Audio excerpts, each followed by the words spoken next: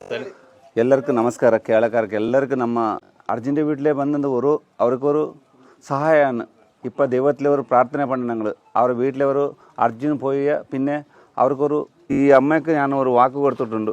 അർജുൻ്റെ എന്തെങ്കിലും പണിട്ട് ഒന്ന് എടുത്തു തരാം, ഇല്ലെങ്കിൽ ഒരു ശരീരനെ കൊണ്ടുവന്ന് ഈ വീട്ടിലെ നിങ്ങൾ ഒപ്പിക്കുക എന്നൊരു ഞങ്ങളൊരു. കർണാടകത്തിലെ ശിരൂരിൽ മണ്ണിടിച്ചിൽ കാണാതായ അർജുന്റെ കുടുംബത്തെ ആശ്വസിപ്പിച്ച് തിരച്ചിലിന്റെ ഭാഗമായ മുങ്ങൽ വിദഗ്ധൻ ഈശ്വർ മാൽപ്പ. കോഴിക്കോട് കണ്ണാടിക്കലുള്ള അർജുന്റെ വീട്ടിലാണ് ഉച്ചയോടെ ഈശ്വർ മാൽപ്പ എത്തിയത്. അർജുന്റെ അമ്മയുമായും ഭാര്യയുമായും ഈശ്വർ മാൽപ്പ സംസാരിച്ചു. അർജുന്റെ കുടുംബത്തിന് സാന്ത്വനമാകാനാണ് തങ്ങൾ എത്തിയതെന്ന് ഈശ്വർ മാൽപ്പ മാധ്യമങ്ങളോട് പറഞ്ഞു.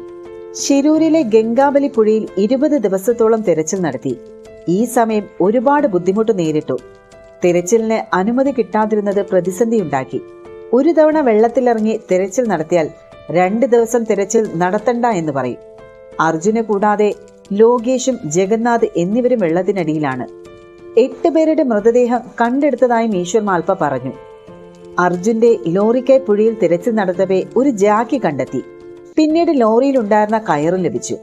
കയർ ലഭിച്ച ഭാഗത്ത് മണ്ണും കല്ലും ഏറെയാണ്. 15 അടി ഉയരത്തിൽ മണ്ണാണ്.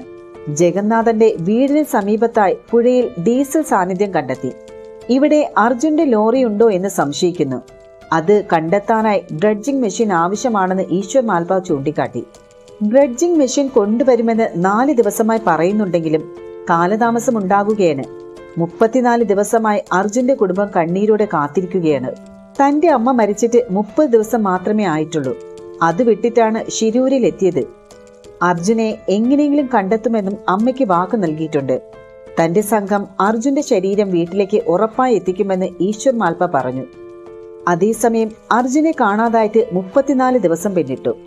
ശിരൂർ അങ്കോലയിൽ ദേശീയപാത 66 ജൂലൈ 16 രാവിലെ 8:45 മണ്ണിടിച്ചിലിനാണ് 30-കാരനായ അർജുൻ അപകടത്തിൽപ്പെട്ടത്.